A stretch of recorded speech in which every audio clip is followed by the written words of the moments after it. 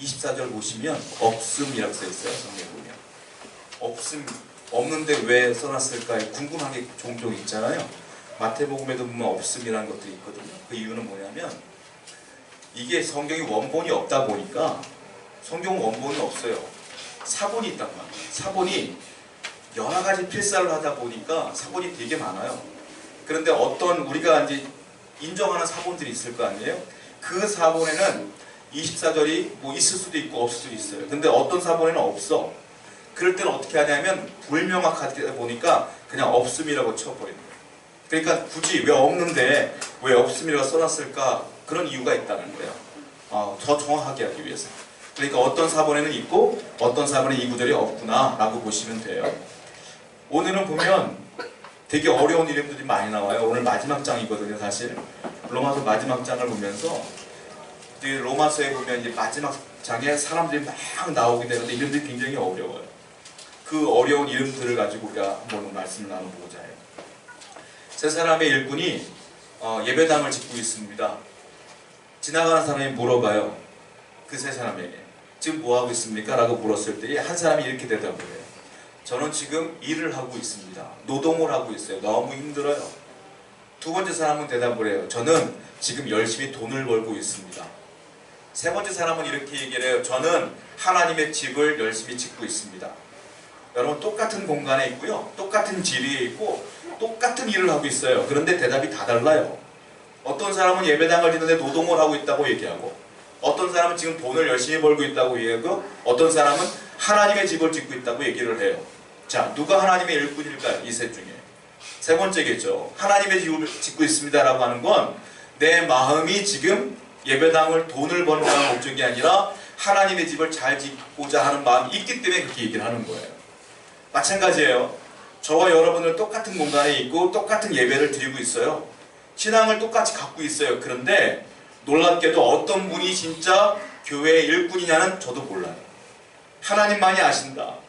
교회에 나오는데 어떤 목적과 어떤 생각을 갖고 나오느냐? 그건 저도 모르잖아요. 하나님만이 아신다. 그래서 오늘 본문을 보면 사도 바울이 마지막 지금까지 11장까지 교리에 대한 얘기를 하고 12장부터 지금 15장까지는 그리스도인이라면 어떻게 살아야 되는가에 대한 얘기를 했어요. 이제 마지막으로 마무리를 짓는 거예요. 이 편지에. 16장에는 그동안 고마웠던 교회의 일꾼들을 쭉 나열을 합니다. 몇 명이냐? 정확히 세봤더니 33명이에요. 33명의 이름이 쫙 나와요. 그런데 이 중에 로마 교회들은 24명이에요. 로마 교회의 성도들은. 9명은 누구냐? 고린도 교회 성도들이에요. 총 33명이란 말이에요. 그 사람들에 대한 이야기를 쭉 하고 있어요. 자, 1절을 보실까요? 본문? 한번 읽어봅니다. 시작. 내가 벤그레아 교회의 일꾼으로 있는 우리 자매 베베를 너에게 추천하노니. 자, 33명 가운데 이제 1절부터 사람 이름이 등장을 하는 거예요. 그렇다면 제가 아까 서두에 말씀드린 것처럼 도대체 교회의 일꾼이 누구냐라는 거예요. 교회의 일꾼이 누구냐? 바울은 지금 교회의 일꾼 33명을 지금 나열하기 시작하는데 바울이 보았을 때 그들은 일꾼이었기 때문에 이름을 써 놓은 거예요. 저와 여러분들의 이왕 교회 생활하고 신앙생활하고 예수 믿을 거면 교회의 일꾼 되기를 축원드려요. 일꾼이 누구냐? 그 부분에 대한 얘기를 해보자는 거예요. 그런데요, 제가 33명을 다 볼 수는 없었어요. 왜? 기록이 있는 분도 있고 없는 분도 있으니까 아무리 목사를 할지라도 기록이 없으면 모르거든요. 그러다 보니까 제가 찾아보니까 자, 남자도 있더라고요. 일꾼에. 여자도 있어요. 싱글도 있고요. 부부도 있어요. 그리고 귀족도 있어요. 더 놀라운 건 노예도 있더라고요. 부자도 있고 가난한 사람도 있고요. 젊은 사람도 있고 노인도 있더라고요. 무슨 말입니까? 교회 일꾼의 기준은 지위가 아니고 가진 것도 아니다라는 거예요. 그러면 또 다른 기준이 있더라. 하나님 보실 때 교회 일꾼의 기준은 다른 데 있더라. 바울은 그 얘기를 하고 있는 거예요. 누가 교회 일꾼이냐? 나이냐? 아니다. 가진 것이냐? 아니다. 학력이냐? 아니다. 도대체 교회 일꾼이 누구시냐? 자, 바울은 첫 번째 얘기합니다. 뭐라고 말하냐면 교회의 일꾼 되기 위해서는 첫 번째 주님의 일꾼이 되어야 된다. 교회 일꾼이 되려면 먼저 예수님의 일꾼이 되어야 돼요. 그 얘기를 좀 하고 있다는 거예요. 자, 오늘 본문을 보게 되면요, 아주 빈번하게 등장하는 단어가 있습니다. 뭐라고 말합니까? 예수 안에서, 이 단어가 굉장히 많이 나와요. 다른 말로 주님 안에서. 한번 예를 들어볼게요. 3절 한번 보세요. 3절. 읽어봅니다. 시작. 너희는 그리스도 예수 안에서 나의 동역자들인 브리스가와 아굴라에게 문안하라. 뭐라고요? 그리스도 예수 안에서 동역자들인 브리스가와 아굴라에게 문안하라. 그리스도 안에 있다는 거예요. 7절도 보세요. 7절도 보시면 맨 마지막 절에 이렇게 써 있거든요. 제가 읽어드릴게요. 그들은 사도들에게 존중이 여겨지고 또한 나보다 먼저 그리스도 안에 있는 자라. 또 그리스도 안이라는 단어가 나와요. 자, 8절도 볼까요? 짧으니까 한번 읽어보시죠. 시작. 또 주 안에서 내 사랑하는 암볼리아에게 문안하라. 또 주 안에서. 9절도요. 그리스도 안에서 우리의 동역자인 우르바노와 또 나오잖아요. 또 10절도 보면 그리스도 안에서 인정함을 받은 아벨레에게 문안하라. 11절도 보면요. 맨 마지막에 뭐라고 써있느냐면 주 안에 있는 자들에게 문안하라. 계속해서 12절도 보면 주 안에서 수고한 두르베나와 두르보사에게 문안하라. 13절도 주 안에서 택가심을 입은 루포와 그의 어머니에게 문안하라. 공통적으로 빈번하게 등장하는 단어가 주 안에서. 바울을 연구하다 보면 바울 신학의 특징이 있어요. 주 안에서란 단어를 굉장히 많이 씁니다. 그러니까 바울이 볼 때 중요한 단어가 있어요. 주님 안에서. 주 안에서 신앙생활하고 주님 안에서 살아가는 것이 중요하다는 거예요. 저와 여러분들은 예수님 안에서 살기를 축원드려요. 이게 축복이라는 거예요. 자, 그렇다면 생각해 봐야 될 게 있어요. 그리스도의 안에 있는 사람이란 어떤 사람이냐? 도대체 주 안에 있는 게 무슨 말이냐 이거예요. 이렇게 말할 수가 있을 것 같아요. 주 안에서 있다는 건 그리스도를 개인적으로 만난 사람이에요. 신앙생활하다가 우리가 하나님을 믿는 믿음의 경험이 있는 사람들, 그리스도를 만난 경험이 있는 사람들이 주 안에 있는 사람이고, 두 번째로 그러나 한 번 만남으로 끝난 것이 아니라 여전히 지금도 주님과 동행하고 있고 주님 옆에 거하고 있는 사람들이 주 안에 있는 사람이다. 또 마지막으로 나를 통하여 주님을 증거하고 주님이 증인되어지고 주님의 영광을 나타내는 사람이 누구냐? 주 안에 있는 사람이다. 그러므로 주님의 일꾼은 누구냐? 주님을 만난 사람, 주님 안에 거하고 있는 사람, 그리고 여전히 주님을 증거하고 있는 사람, 이 사람들이 주님의 일꾼이다. 바로 여러분들이 그런 사람 얘기를 축원드려요. 이 사람들이 교회 일꾼이다. 바로 얘기하고 있는 거예요. 지금 나열한 그 33명이 전부 다 주님 만난 경험이 있고 주님 안에 거하고 있고 주님을 증거하고 있는 사람들이다. 바울은 그렇게 얘기하고 있다는 겁니다. 자, 그렇다면 우리가 또 생각해 봐야 될 게 있어요. 초대교회는요, 주님을 경험하고 그리스도를 따르고 증거하는 증인들이 굉장히 많았단 말이에요. 3절 보세요. 대표적인 사람도 등장을 하는 거예요. 3절 읽어봅니다. 시작. 너희는 그리스도 예수 안에서 나의 동역자들인 브리스가와 아굴라에게 문안하라. 이게요, 헷갈릴 수 있어요. 사도행전을 읽어보시면 브리스길라라고 나와요. 브리스길라와 아굴라. 근데 로마서에는 브리스가와 아굴라 다른 사람 아니에요. 똑같은 사람이에요. 뭐냐면 이름을 좀 줄여서 부르는 거예요. 애칭이에요. 애칭. 그러니까 바울이 친한 거야, 이 사람들하고. 그래서 바울이 사도행전 누가가 썼거든요. 누가가 썼기 때문에 풀네임을 쓴 거예요. 브리스길라와 아굴라. 근데 로마서는 바울이 썼잖아요. 바울하고 이 사람들이 친해. 그러니까는 이름을 줄여서 얘기하는 거예요. 브리스가와 아굴라. 자, 누가 남편이겠어요? 아굴라가 남편이고요. 브리스가와 여자 와이프예요. 그런데 누가 남편이 먼저 오지 않고 여자가 먼저 왔다는 건 바울이 볼 때 이 여자가 믿음이 더 좋은 거예요. 이 여자 때문에 남편이 거져가는 거야. 보니까. 그러니까 믿음이 좋은 사람들이 등장을 해요. 이 사람들은 바울을 만나서 바울을 위하여 헌신했던 사람이고 주님을 위하여 헌신했던 사람들이에요. 이들 부부가 어떻게 주님의 일꾼이 되었느냐? 자, 사도행전을 보면요, 그 이유가 나옵니다. 사도행전 18장 2절 한번 볼게요. 읽어보겠습니다. 시작. 아굴라라 하는 본도에서 난 유대인 한 사람을 만나니 클라우디오가 모든 유대인을 명하여 로마에서 떠나라고 한 고로 그가 그 아내 브리스길라와 함께 이달리아로부터 새로 온지라. 바울이 그들에게 가매. 무슨 말이냐면요, 클라우디오 황제가 칙령을 내립니다. 우리 로마에 있는 모든 유대인들은 본국으로 돌아가라. 명령을 내렸어요. 그러니까 쫓겨나는 거야, 유대인들이. 유대인들이니까 살 수가 없어요. 왕의 명령이다 보니까. 그런데 바로 도망갈 수가 없는 거예요. 자기가 삶의 터전도 있고 문화에 익숙하다 보니까. 이 브리스길라와 아굴라가 어디로 가냐면 고린도로 가요. 이탈리아를 떠나서, 로마를 떠나서 고린도로 갔는데 어떤 일이 벌어지냐? 바울을 만났어요, 거기서. 고린도에서. 그러니까 바울과의 만남이 이와 같은 사건을 인하여 바울을 만나게 됐고, 바울을 통하여 복음을 받아들이게 되었으며, 거기서 크리스찬이 되었고, 바울을 위해서, 주님을 위하여 평생을 헌신했던 사람들이 바로 이 사람들이다. 어떻게 보면요, 내가 살던 터전에 쫓겨났다는 건 불행한 일이잖아요.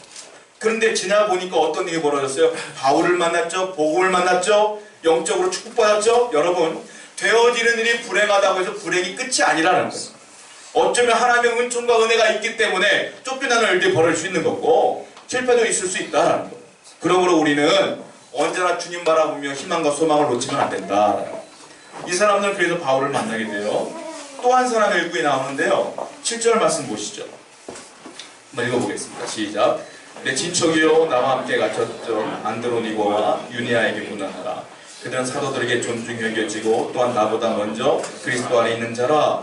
자, 누구냐? 두 사람이 나오는데요, 안드로니고와 유니아가 등장을 합니다. 이 사람이 특징이 있어요. 뭡니까? 맨 앞에 뭐라고 써있어요? 7절에 내 친척이요. 무슨 말이에요? 바울의 친척이에요. 바울의 친척인데 또 뭐라고 써있어요? 맨 뒤에 나보다 먼저 그리스도 안에 있는 자라. 바울보다 먼저 예수를 믿은 사람들, 이 사람들이. 야사를 보면, 교회 야사를 보면 이런 얘기가 있어요. 이 두 사람, 안드로니고와 유니아가 바울이 스데반을 고소하여 스데반이 돌로 맞아 죽습니다. 알다시피 스데반이 죽었을 때 이 두 사람도 있었다고 그래요. 이 사람들이 보고 있는데 스데반을 보고 충격을 받아요. 왜냐하면 사람들이 돌로 쳐 죽이는데 바울은 잘했다고 살기가 등등하여 자기 스스로 칭찬하는 마음으로 있는 거예요. 나 잘했다. 근데 이 두 사람이 보는데 스데반이 죽어가는데 하나도 얼굴에 불평과 불만이 없고 억울함도 없어. 평안해 보여. 그러면서 뭐라고 말해? 스데반이 죽으면 설교하잖아요. 예수 믿으라고. 찬양하잖아요. 저들의 죄를 용서해 주십시오 라고 하늘나라 가잖아요. 그 모습을 보고 이 두 사람이 충격을 받아요. 도대체 예수가 누구길래, 도대체 예수가 누구길래 저렇게 죽어가면서까지도 하나님을 믿느냐. 이 두 사람이 그래서 회심하여 예수 그리스도를 믿게 되었다는 말이 있어요. 자, 그런데 집안에 보니까 우리 집안에 가장 똑똑한 사람이 있다 이거예요. 누구예요? 바울이에요. 바울을 보니까 안타까워. 이 두 사람이 예수 믿고 어떻게 되느냐? 바울을 위해서 그렇게 기도했다고 그래요. 그러니까 우리가 나중에 보면 바울이 예수님 만나고 주님의 사역자가 되지 않습니까? 그래서 이렇게 얘기합니다. 이 두 사람의 기도가 결정적이었다라고 말을 해요. 여러분 기억하십시오. 여러분들이 예수를 믿게 되었다는 건 내 주위에 하나님 안 믿는 사람을 위해 기도하라는 거예요. 기도 열심히 하십시오. 그들도 반드시 때가 되면 믿게 될 날이 올 줄로 믿습니다. 이 사람이 그렇게 기도했다는 거예요. 그리고 이 사람이 결국은 이 두 사람이 바울을 위하여 열심히 헌신하고 주님을 위하여 헌신한 일꾼이 되었어요. 또 한 사람의 일꾼이 나옵니다. 13절 말씀 보시죠. 한번 읽어봅니다. 시작. 주 안에서 택하심을 입은 루포와, 잘 모르는 분이에요. 루포 잘 몰라요. 루포가 누군지. 그리고 루포의 어머니가 누군지도 몰라요. 그런데 루포와 루포의 어머니보다 더 유명한 사람이 있어요. 제가 말하면 여러분 다 아실 거예요. 누구냐? 이 아버지야. 루포의 아버지가 굉장히 유명해요. 성경을 보겠습니다. 마가복음 15장 21절이에요. 한번 읽어보겠습니다. 시작. 마침 알렉산더와 루포의 아버지인 구레네 사람 시몬이 시골로부터 와서 지나가는데 그들이 그를 억지로 같이 가게 하여 예수의 십자가를 지고. 구레네 시몬 아시죠? 이 구레네 시몬의 아들이 뭐냐? 루포예요. 루포. 구레네 시몬은 누구냐면 북아프리카 사람인데 유대인 배경을 가진 사람이야. 그러니까 명절만 되면, 유월절만 되면 예루살렘으로 올라와서 하나님께 예배를 드리는 거예요. 이 아들 루포와 함께 이 구레네 시몬이 예루살렘으로 올라왔어요. 예루살렘에 올라왔는데 어떤 일이 벌어지느냐? 예수란 사람이 죽는 거예요. 골고다 언덕까지 십자가를 메고 가는데 그걸 보고 있다가 로마 병정들이 붙잡은 거예요. 예수님이 십자가를 못 지니까 지쳐갖고 못 지니까 네가 대신 져라. 그래서 이 구레네 시몬이 십자가를 대신 지고 가는데 옆에 누가 있어요? 예수님이 가시면령을 쓰고 피를 흘리며 걷고 있는 거 아니겠어요? 그때 이 구레네 시몬이 감동을 받아요. 이 사람은 죽을 사람이 아니구나. 어쩌면 예수님이 조그만 목소리로 이 사람에게 말씀을 전할 수도 있어요. 우린 모르니까. 그때 그가 감동을 받고 이 사람은 죄인이 아니고 하나님의 아들인 것 같아. 진짜 메시아인 것 같아. 가장 가까운 데서 본 사람이 누구냐? 구레네 시몬이에요. 그런데 억지로 십자가 진 거 아니에요. 결국 이 사람이 예수를 믿게 됩니다. 그리고 이 사람이 자기 아들 루포에게 복음을 전합니다. 그리고 자기의 와이프였던 그 아내에게 복음을 전합니다. 그 온 집안이 예수를 믿게 됩니다. 여러분, 때로는 억지로 십자가 지는 것도 은혜예요. 그래서 교회 억지로 나와도 은혜가 되는 거예요.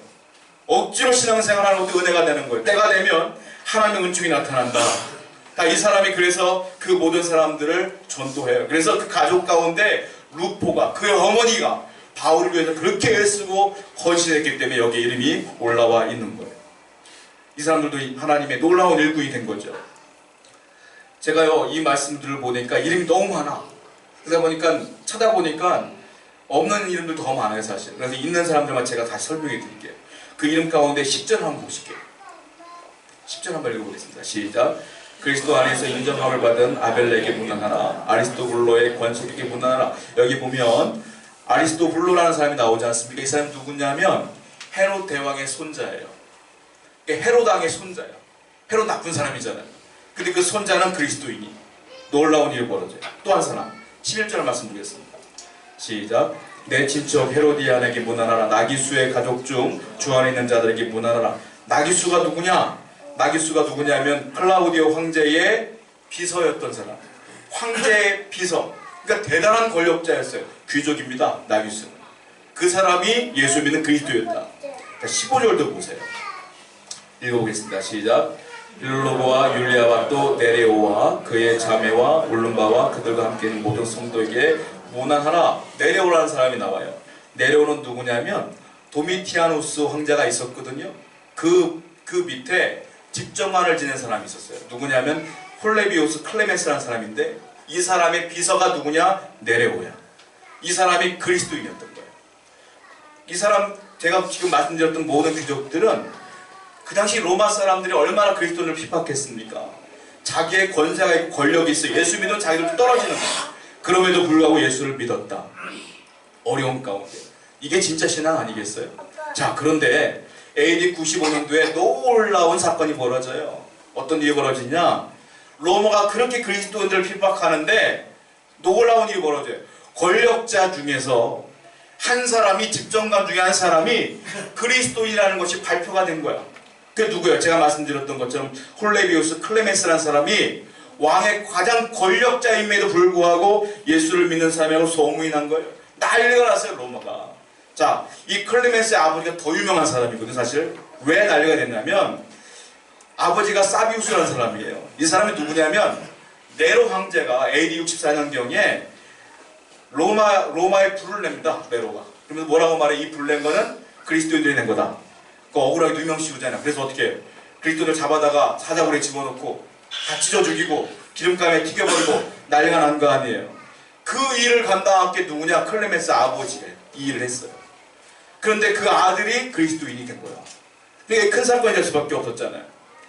왜 그러냐면 자기 아버지가 잡아다가 그리스도인들을 죽이는데 그 그리스도인들이 죽으면서 전부 다 하나님을 배반하지 않는 거예요, 예수님을.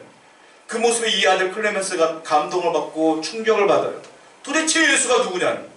그래서 몰래 그리스도인들을 비밀리에 접촉을 하게 됩니다. 그럼 예수를 믿게 되는데 그 그리스도인들을 만나게 하는 중간다리 역할을 하는 게 누구냐? 네레오가 했다. 이 네레오가 비서였잖아요. 이 네레오가 먼저 예수를 믿고 그 일을 감당했다. 그래서 이 사람이 그리스도인이 되었다. 여러분, 제가 지금 계속 말씀드린 모든 사람들은 교회의 일꾼 되기 전에 먼저 주님을 만난 주님의 일꾼이었다. 저는 여러분들이 교회 일꾼 되기 전에 먼저 주님의 일꾼이 되길 축원드려요. 주님을 잘 믿으시기 바랍니다. 끝까지 잘 믿으시기 바라요. 그래야 교회 일꾼도 되는 거예요. 그래야 하나님의 영광을 나타낸다. 바울은 또 얘기해요. 그러면 교회 일꾼은 주님의 일꾼이라고 했는데 두 번째 어떤 사람이 교회 일꾼이냐? 자, 교회 일꾼들은 본인이 일꾼이야. 그러면서도 본인보다 더 큰 일을 하는 사람을 돕는 사람이 일꾼이다. 쉽게 말하면 그런 거예요. 바울이 하나님의 큰 일을 감당합니다. 지금 나와 있는 모든 사람들도 일꾼이에요. 이 사람들이 어떤 일을 감당하냐면 바울을 도와요. 쉽게 말하면 교회에는 목회자가 있어요. 중직자들이 있어요. 누가 일을 해요? 목회자가 일을 하고 중직자들이 일을 하잖아요. 근데 교인들이 뭘 해요? 자기들도 열심히 봉사해. 그러면서 목회자의 일들을 돕는 거예요. 이게 교회의 일꾼이다. 바울이 그 얘기를 하고 있다는 거예요. 여러분, 초대교회는 숫자가 많지가 않아요. 대한민국의 교인이 더 많았을 거예요. 솔직히 말하면. 대형교회가 없어요, 초대교회는. 근데 초대교회는 살아 움직이는 역사가 있는 교회야. 왜냐? 교인이 많다고 살아있는 게 아니에요. 그리스도인이 많아야 살아있는 교회가 되는 거예요. 하나님께 쓰이는 사람이 많아야 살아있는 교회가 되는 거예요. 이 초대교회는 그랬다. 우리 교회는 하나님께 쓰임받는 사람들이 많아지기를 축원드려요. 이게 진짜 부흥이거든. 이게 진짜 살아있는 거거든요. 자, 1절 말씀 다시 돌아가 볼게요. 베베가 나옵니다. 1절 말씀 읽어보겠습니다. 시작. 내가 갱그레아 교회의 일꾼으로 있는 우리 자매 베베를 너에게 추천하노니. 어디 교회 사람이라고요? 갱그레아 교회 사람이 베베예요. 갱그레아는 지역 이름인데요, 고린도 지역 안에 포함되어 있는 곳이에요. 그러니까 바울이 이때 고린도 교회에 있었거든요. 그러니까 베베를 부르는 거예요. 베베야, 일로 와라. 내가 너한테 할 일이 있다. 부탁할 일이 있다. 근데 이 베베가 있었던 갱그리아 지역하고 바울이 있었던 고린도 지역과는 거리가 이제 9마일 정도로 차이가 나요. 키로수로 따지면 14km 정도가 되는 거예요. 거기를 오라고 하는 거예요. 걸어서 이 자매가 혼자 와요. 와서 바울을 만나. 그리고 바울이요, 부탁을 하는데 어떤 부탁을 하냐면 자기가 쓴 편지를 베베에게 부탁을 하는 거야. 이걸 전달해다오. 그게 뭔 줄 알아요? 그게 로마서예요. 베베에게 부탁을 했고 베베가 그 로마서를 들고 로마까지 또 가서 로마 교회에게 전달한 거야. 그러니까 베베가 없었으면 로마서는 성경에 없는 거예요. 너무 놀라운 일을 감당하잖아요. 2절 말씀 보겠습니다. 2절 시작. 너희는 주 안에서 성도들의 합당한 예절로 그를 영접하고 이는 그가 여러 사람과 나의 보호자가 되었습니다. 그녀가 이것을 가지고 갈 거다. 그러니까 잘 영접해줘. 예절로 잘 받아줘라. 그녀가 나를 도와주었고 보호자가 되었다. 그러니까 본인 스스로가 하나님의 일을 하는 여자였어요. 자매였어요. 이 편지를 갖다 주는 것도 주님의 일이니까. 그런데 바울을 돕는 역할도 했다. 교회의 일꾼의 특징은 본인도 일꾼이지만 주님의 일을 하는 사람도, 열심히 돕는 사람도 주님의 일꾼이다. 그 얘기를 하고 있는 거예요. 또 한 사람, 브리스가와 아굴라가 등장을 합니다. 아까 말씀드렸던 것처럼 5절 한번 읽어볼게요. 읽습니다. 시작.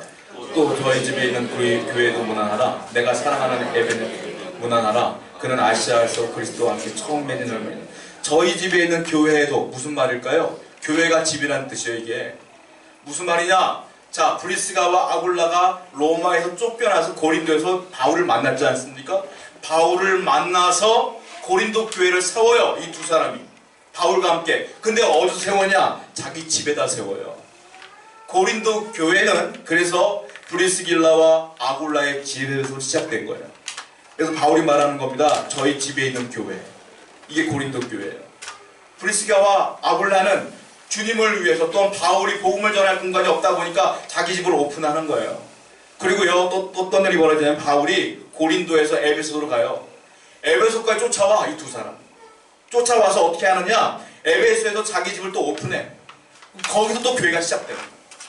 첫 성도가 누구냐? 옥중, 간수장. 그 가정이 그 교회에서 같이 또 예배를 드리는 거예요.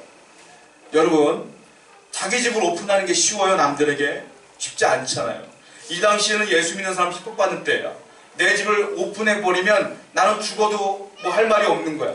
그럼에도 불구하고 가는 곳곳마다 바울을 위하여 집을 오픈하여 교회를 세운 사람들이 이 두 사람이었다. 3절과 4절을 또 읽어보시죠. 시작.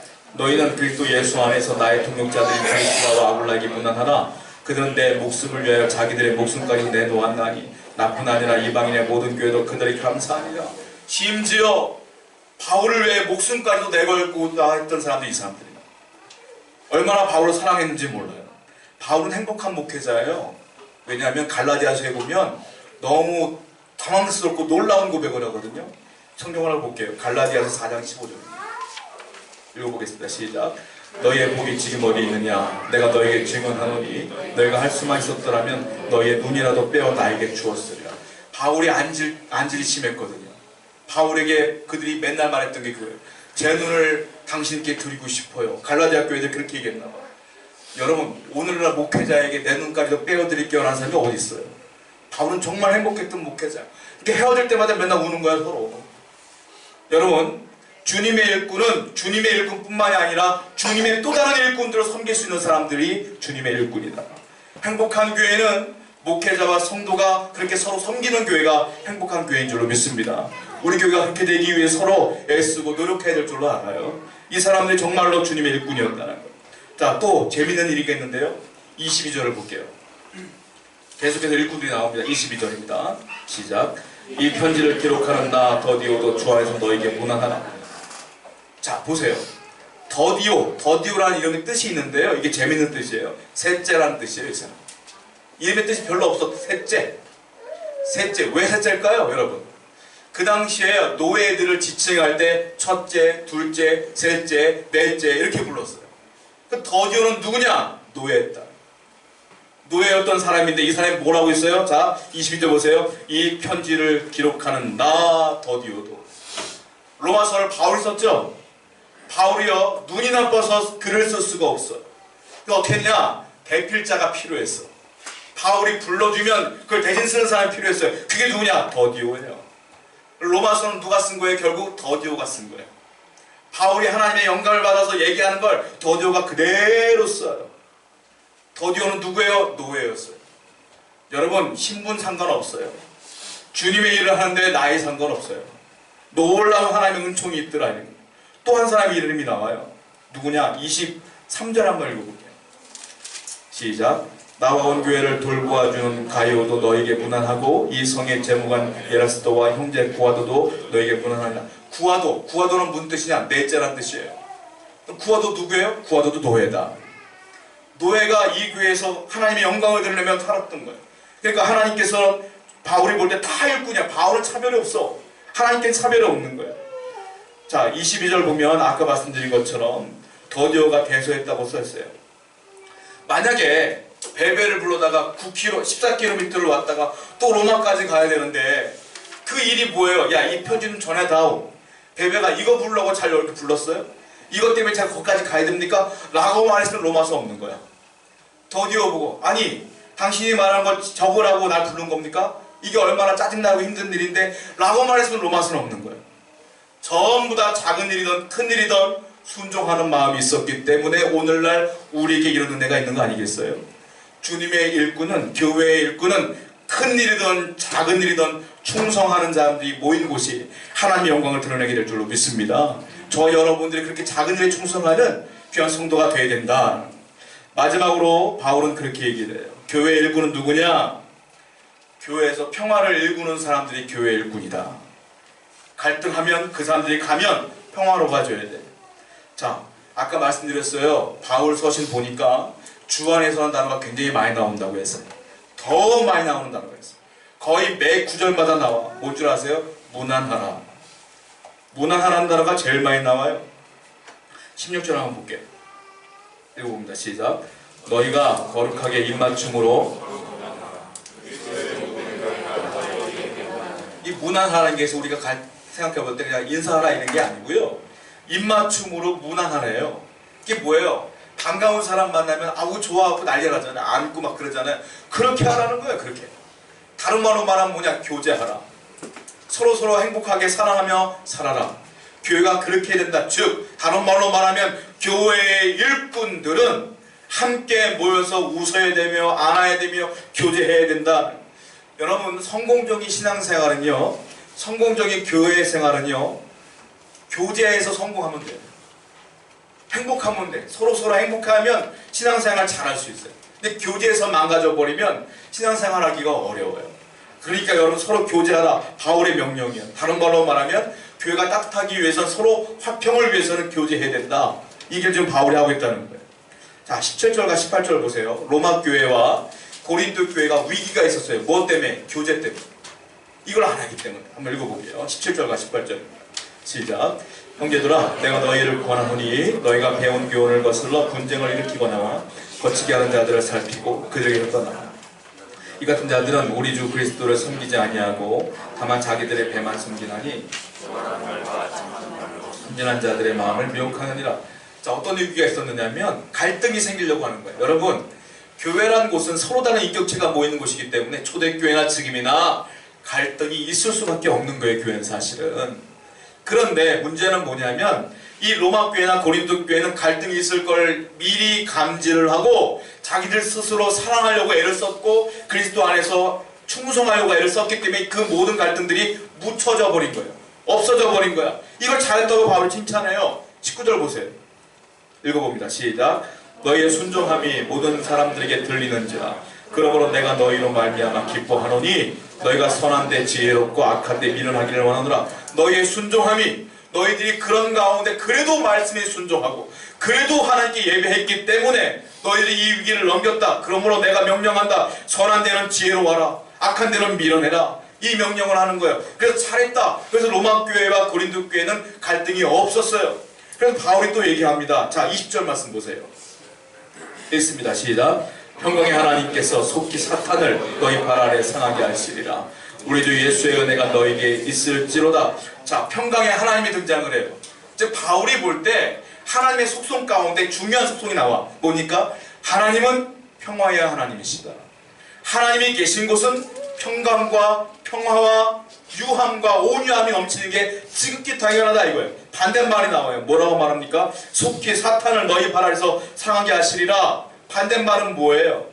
평강의 반대말은 뭐예요? 분열이잖아요. 갈등이잖아요. 하나님께서 뭐라고 바울이 말하는 게 뭐냐면 평강과 화평이 있는 곳은 하나님이 역사하는 곳, 반대로 갈등이 있고 분열이 있고 싸움이 있는 곳은 마귀가 역사하는 곳, 이렇게 얘기하는 거예요. 반대말로 얘기하는 거예요. 사탄이란 말은 무슨 뜻이냐? 대적자라는 뜻이에요. 사탄은 대적하는 거예요. 서로. 마귀란 말은 뜻은 뭡니까? 히라보로 디아블로스라는 말을 써요. 디아블로스. 예전에 유행했던 게임이 있어요. 젊은 사람들 알겠지만 디아블로라는 게임이 있어요. 그게 사탄 마귀를 뜻하는 거예요. 디아블로스. 그게 히라보로 그 마귀를 뜻하는데 이 뜻이 있어요. 디아가 뭐냐? 비트윈, 가운데라는 뜻이야. 그리고 블로스는 뭐냐? 던진다는 뜻이야. 무슨 말이냐? 디아블로스는 어떤 역할을 하느냐? 가운데다 냈다 던져버리는 거야. 무슨 뜻일까요? 한 덩어리가 있어. 교회란 덩어리가. 거기다가 냈다 던져버려 뭔가를. 그럼 어떻게 돼요? 팍 박살나버릴 거 아니에요? 흩어져 버릴 거 아니에요? 그게 뭐예요? 분열, 갈등. 사탄이 하는 일이 뭐냐? 갈등하게 하고 분열하게 하고 대적질하게 한다. 싸우게 한다. 이거예요. 그러니까 바울이 말하는 거 그거예요. 교회의 일꾼들이 많은 곳일수록 싸움은 안 된다. 갈등도 안 된다. 왜? 그건 사람에게 명령하지 마라. 마귀가 역사하는 것이니까 대적해야 된다. 이 얘기를 하고 있는 거예요. 여러분, 그러므로 교회는 평화로워야 될 줄로 믿습니다. 서로가 아끼고 사랑하고 교제해야 된다. 일꾼들이 많은 교회일수록 그래야 된다. 그 얘기를 지금 바울이 하고 있는 거예요. 여러분, 돌아가시면 비석이라는 걸 세울 거 아니에요. 아니 요즘은 화장하더라도 거기다가 아무개 이름 쓰면서 문구도 쓸 수 있는 거 아니에요. 여러분 돌아가실 때 문구에 비석에 뭐라고 쓰길 원합니까? 저는 오늘 본문 보다가 너무 위대한 비석 문구를 봤어요. 자, 10절 말씀 보시죠. 한번 읽어보겠습니다. 시작. 그리스도 안에서 원래 건성의 문화라. 자, 그리스도 안에서 인정함을 받은 아벨레. 얼마나 멋있습니까? 제가 이름을 넣어봤어요. 그리스도 안에서 인정함을 받은 박노형. 멋있잖아요. 여러분 이렇게 인정받아야 돼. 이게 누구냐? 주님의 일꾼, 교회의 일꾼이다. 자, 12절 말씀 보시죠. 읽어보겠습니다. 시작. 주 안에서 수고한 두루베나와 두루보사에게 문안하라. 수고하고 사랑하는 버시에게 문안하라. 여기 보면 이름이 비슷한 이름이 나와요. 누굽니까? 두루베나. 또 한 사람은 두루보사. 뭘까요? 쌍둥이입니다. 그 당시에 쌍둥이에겐 두루라는 단어를 썼어요. 두루. 그 두 사람은 쌍둥이야. 근데 베나는 뭐냐? 우아하다는 뜻이에요. 보사는 뭐냐? 섬세하다는 뜻이에요. 그 두루베나와 두루보사는 자매인데 쌍둥이요. 이 사람들은 아주 우아한 사람이고 섬세한 사람들이에요. 그리고 또 한 사람, 맨 마지막에 뭐라고 나와요? 버시. 이분도 여자야. 여러분, 이 당시 여자는 얼마나 천대받을 때였어요. 주님 안에서는 그런 거 없어. 주님 안에서는 다 하나님의 은혜 가운데 충분히 일꾼이 될 수가 있어요. 저 여러분, 나이가 중요하지 않습니다. 학력도 중요하지 않습니다. 모두가 주님의 일꾼이 되어서 우리 교회를 세워나가는 교회 일꾼 되기를 축원드립니다. 우리 찬송하도록 하겠습니다.